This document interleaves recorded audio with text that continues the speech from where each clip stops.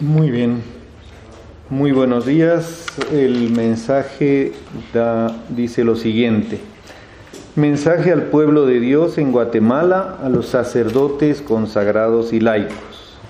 La asamblea anual. Los obispos de la Conferencia Episcopal de Guatemala hemos celebrado nuestra primera reunión de este año del 16 al 20 de enero de 2017.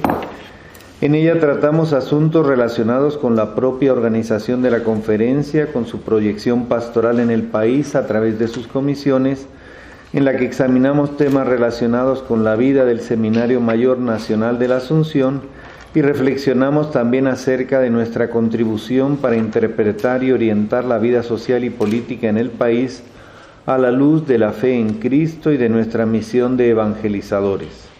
Hemos participado también en la oración por la unidad de los cristianos.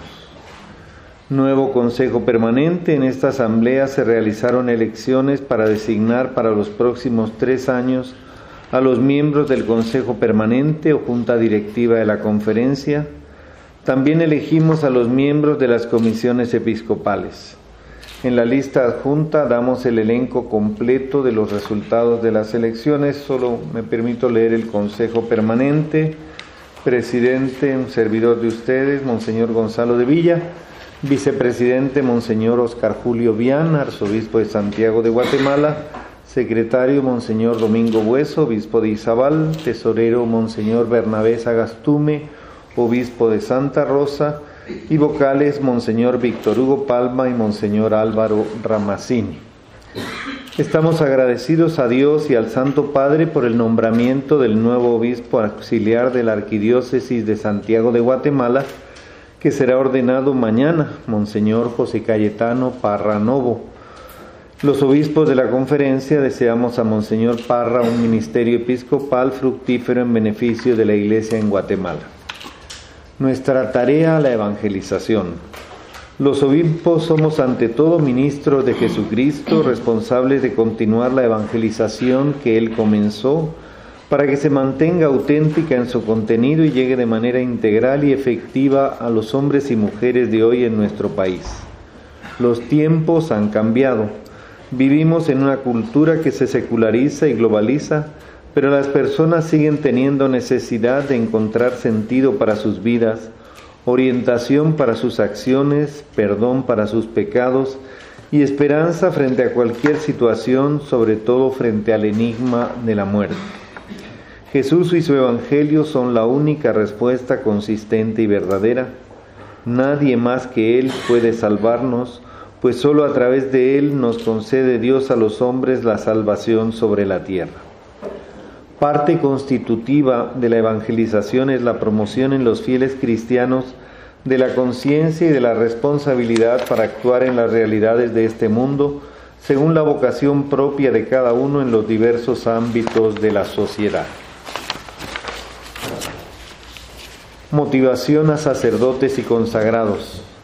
Animamos en primer lugar a nuestros hermanos y colaboradores inmediatos, los presbíteros, a que asuman con entusiasmo el proyecto de transformación de las parroquias para que sean misioneras en salida misericordiosa. Pedimos a los consagrados, hombres y mujeres, que desde la peculiaridad de sus propios carismas y ministerios se impliquen también en la tarea evangelizadora de la Iglesia. La tarea de evangelizar, que es la razón de ser de la Iglesia y su misión permanente, adquiere nueva urgencia en las circunstancias actuales. Misión de los laicos. Los laicos tienen una tarea insustituible en la evangelización. Reciben de la Iglesia la formación en la fe y la santificación en los sacramentos. Algunos están organizados en asociaciones, movimientos y nuevas comunidades para crecer en su identidad cristiana y para servir mejor a los propósitos de la evangelización. Los animamos a tomar conciencia de que son la presencia de la Iglesia en las realidades temporales. Es misión propia de los laicos católicos lograr que la familia, el mundo del trabajo y sobre todo las realidades sociales como la política, la economía y la cultura estén al servicio de las personas y del bien común. La fe, que por una parte mira hacia la vida eterna como meta, Por otra, se proyecta en el compromiso ético en medio de las realidades de este mundo. El camino al cielo se hace en la tierra. El fundamento ético de la organización social. Las estructuras, mecanismos y organizaciones políticas, económicas y sociales están constituidas por personas y para el bien de la sociedad. No tienen vida por sí mismas. Solo la calidad ética y moral de quienes las constituyen garantiza que esas estructuras, mecanismos y organizaciones cumplan los fines para los que fueron creadas. Es más, la misma estructura política del Estado necesita para su recto funcionamiento la cultura ética de los ciudadanos. Queremos como obispos contribuir a través de la evangelización y la transmisión de la fe a la formación de ciudadanos que con sentido moral actúen en las realidades temporales y en las organizaciones políticas y económicas para que promuevan el bien común. Llamada de atención. Nos unimos al clamor ciudadano para que el organismo judicial recupere su dignidad moral. Respaldamos los esfuerzos del Ministerio Público con la ayuda de la Comisión Internacional contra la Impunidad en Guatemala, CICIG, para combatir el crimen incrustado en los órganos del Estado y otras instituciones sociales. Urgimos nuevamente al organismo legislativo para que con sentido ético cumpla la tarea de ser representantes legítimos de los intereses del pueblo. Animamos al organismo ejecutivo para que los logros en algunos ministerios se consoliden y sean motivación para una gestión pública más transparente y eficaz. Los migrantes y el desarrollo. Nos preocupan los migrantes. Toda persona tiene derecho a emigrar y a buscar su futuro donde crea que tenga mayores oportunidades de vida. En ese sentido, defendemos el derecho de las personas a emigrar. Pero por otra parte, lamentamos que la violencia y la falta de oportunidades obliguen a muchas personas a correr riesgos, incluso mortales, en su viaje a otro país. Es deber de la sociedad, de las organizaciones sociales, de la Iglesia y del Estado favorecer el clima social propicio a la inversión creadora de empleo y desarrollo. Por eso aplaudimos las acciones que promueven la inversión, crean riqueza y favorecen el desarrollo del país con sentido de responsabilidad y justicia. El matrimonio y la familia. La familia, establecida sobre el matrimonio de un hombre y una mujer para apoyo mutuo, para la generación y educación de los hijos, es fundamento de la sociedad. Urgimos a los ciudadanos y en particular a los católicos a asumir con responsabilidad la formación de sus propias familias. Exigimos al Estado el respeto de la institución del matrimonio, que debe ser siempre entre un hombre y una mujer. Rechazamos como un atentado contra la dignidad de las personas la ideología de género que promueve políticas según las cuales las personas pueden reclamar identidades aparte de la sexual propia de su cuerpo, que es masculina o femenina. Motivación final: somos creyentes en Dios y en Jesucristo. Por eso nos ocupamos para que sea conocido y amado. Él es nuestra esperanza. Él nos motiva para actuar con responsabilidad. Animamos a todos los católicos y personas de buena voluntad a actuar en su propio ámbito de incidencia con rectitud y honestidad y contribuir así al bien de nuestra nación. La intercesión de la Virgen María y de los santos obtenga para nuestro país la bendición del Señor. Mixco, 20 de enero del 2017, y firma yo como presidente y Monseñor Domingo Hueso como secretario de la conferencia. Entonces, en este momento se abre la posibilidad de preguntas sobre temas relacionados con el comunicado que acabamos de dar lectura. Así que tienen ustedes la palabra. Si se pueden identificar antes de decir su pregunta. Gracias. Glenda Sánchez, de Prensa Libre. Cabalmente usted hacía una motivación referente al organismo judicial. hace un llamado directamente a que recuperen ese trabajo que se ha dejado de hacer, pero más que eso, ¿qué piensan que por la situación en la que está pasando en estos momentos, ya que ya son 3 magistrados los que han sido señalados por el Ministerio de Salud? Bueno, efectivamente es una realidad muy preocupante la que está viviendo la Corte Suprema de Justicia. Los señalamientos serios que hay contra magistrados es un indicio de que la Corte en estos momentos y en su actual integración tiene graves dificultades para ser un rostro moral ante el país, y difícilmente quien no puede presentar un rostro moral puede administrar justicia con rectitud. De manera que sí es realmente preocupante esta situación de la Corte Suprema de Justicia, en general del organismo judicial, en donde evidentemente también sabemos y reconocemos la existencia de jueces y magistrados muy probos, honestos y capaces, pero el denunciar a los que no lo son creo que es una tarea impostergable. Carla Marroquín, de Emisoras Unidas, ¿creen que con las reformas constitucionales, específicamente en el sector justicia, esto se podría cambiar, el actuar del proceso de elección de los magistrados de la Corte Suprema? Yo creo que es un intento. Yo no estoy completamente seguro, para serles franco, de que esas reformas constitucionales vayan a ser como una fórmula mágica que altere por completo y rescate por completo, pero por lo menos es un esfuerzo en el que sí creo que también es importante que se puedan discutir, que se puedan conocer antes de que sean aprobadas de manera expedita y a veces casi clandestina. Eso sería un riesgo que le quitaría mucha legitimidad. En nombre de Gustavo Villagrán, del Dios Israel, en el documento da a entender que ustedes no apoyan los matrimonios de otros sexos, los homosexuales y lesbianas, ¿lo entiendo así? Efectivamente, pero así es. ¿El Papa Francisco tiene otra posición? No, el Papa Francisco no tiene otra posición. El Papa Francisco lo que ha dicho es la frase famosa: si una persona es gay, yo no tengo nada que decir sobre una persona que es gay.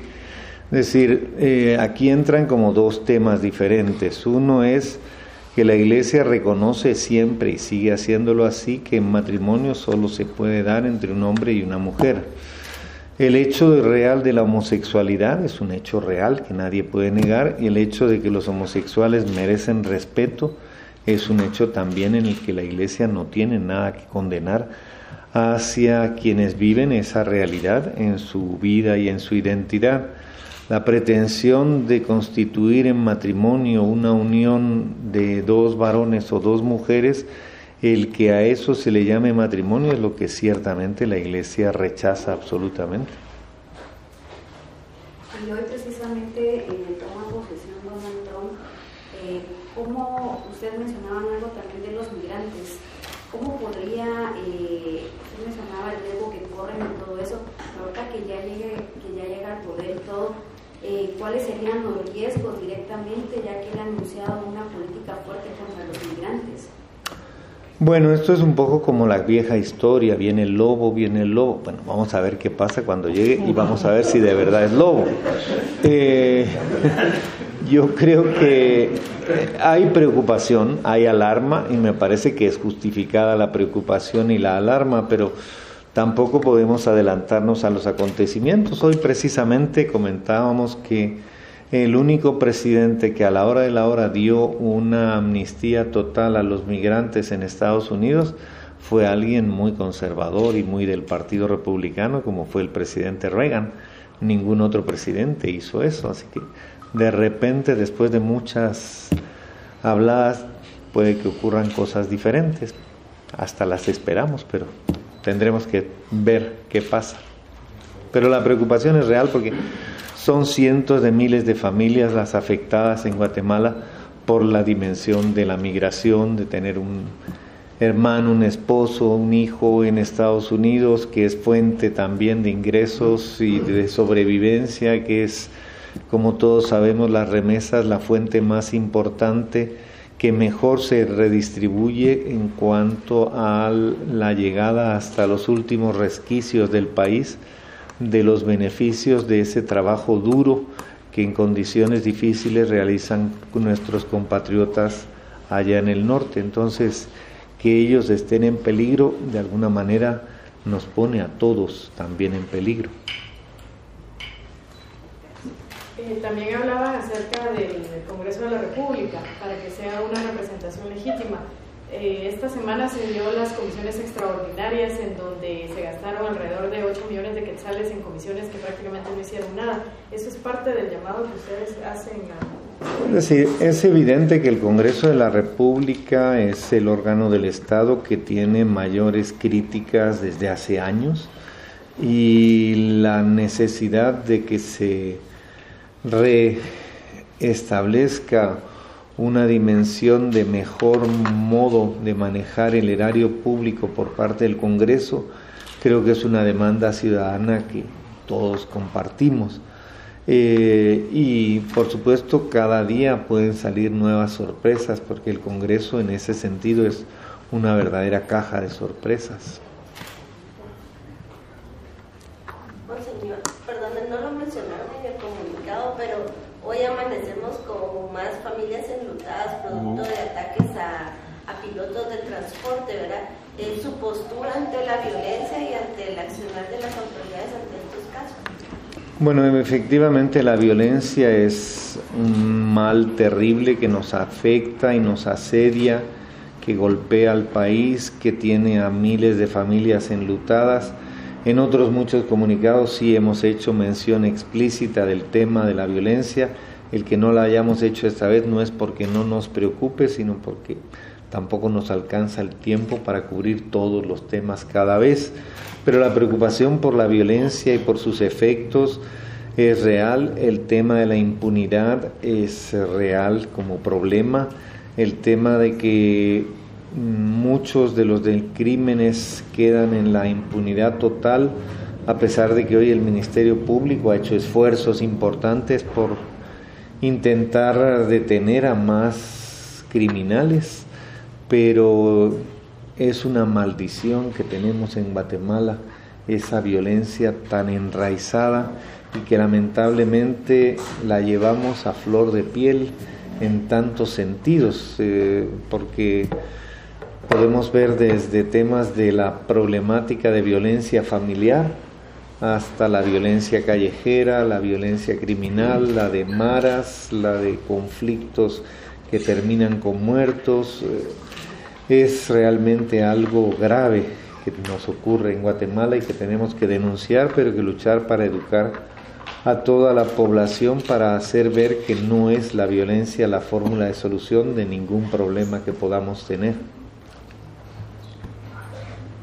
Hace un año en este mismo lugar se hablaba también de 13 denuncias que tenían en contra de sacerdotes de la ciudad capital por abuso sexual de niños. No sé cómo van estas investigaciones o qué pasó con ellos. De las ¿Qué pasa? Y... El tema es de la arquidiócesis.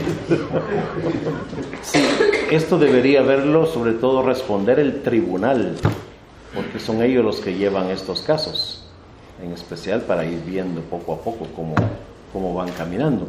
Pero de lo que yo sé es que no ha adelantado mucho esos casos, pues, porque se ve que no hay realmente pruebas de todo esto. ¿Y solamente esos 3? Que yo sepa, sí. Lo que llega al tribunal es cabalmente lo que tenemos nosotros que trabajar. Los obispos. Lo que sí es, perdón. Los obispos en general, ¿cómo miran la situación de todo el país, no solo de la ciudad, de todo el país? ¿Cómo hay algún lugar especial donde vean otras? Bueno, con preocupación, ¿verdad? Porque hay dramas evidentes. El de la violencia, pues es un drama que ocurre en todo el país. Tiene mayor incidencia en algunos lugares, ciertamente, pero es un problema nacional. El problema de la pobreza profunda en que vive tanta de nuestra gente, el problema de la desnutrición infantil en que más de la mitad de los niños de Guatemala están, el problema de la falta de empleos, que es sin duda el resorte que más produce migrantes hacia el norte, no hay oportunidades y sobre todo en la provincia, en muchos municipios, no hay fuentes de empleo, no hay fuentes de trabajo, sí hay mucha gente joven. ¿Qué hacen? ¿A dónde van? Muchos migran al norte, algunos lamentablemente terminan vinculados a redes criminales, es decir, el tema de la generación de empleo, por eso lo decimos, es muy fundamental para que en el país ocurra eso que también el Papa Francisco tanto reclama, el derecho al trabajo, el derecho a encontrar un trabajo digno para que cada quien sostenga a su familia. Solo podría terminar la idea que iba a dar con la pregunta, perdón, de los casos de denuncias de abusos. Bueno, lo que iba a decir, es decir, la doctrina, lo que dice la Iglesia a nivel universal es que hay un nivel de tolerancia cero. 2, que en tema que involucre abusos de menores es muy grave en cualquier momento, es particularmente grave si quien lo comete es un clérigo. Lamentablemente también sabemos que en Guatemala la mayor parte de abusos hacia menores de edad ocurren dentro del ámbito familiar, por parte de otros familiares. Y como obispos sí hemos trabajado en establecer políticas que nos permitan tener en todas las diócesis los mecanismos para responder cuando ocurra una denuncia veraz. Lo que sí también es cierto es que necesitamos hacer un proceso porque la presunción de inocencia es un principio fundamental que hay que mantener. Y solo con respecto a las detenciones de tanto del hijo como del hermano del presidente Jimmy Morales, ¿cómo se ve el Ejecutivo? ¿Se tambalea en ese sentido o cuál es el...? Es decir, es grave que haya ocurrido, es grave que un hijo y un hermano del presidente estén en estos momentos pues sometidos a investigación. Es verdad también que los montos de los que se están hablando no son tan grandes como en otros muchos casos que se han investigado o incluso que no se han investigado. Yo creo que eso también habría que remarcarlo. Pero evidentemente es censurable pues que hayan incurrido en hechos de esta naturaleza, claro.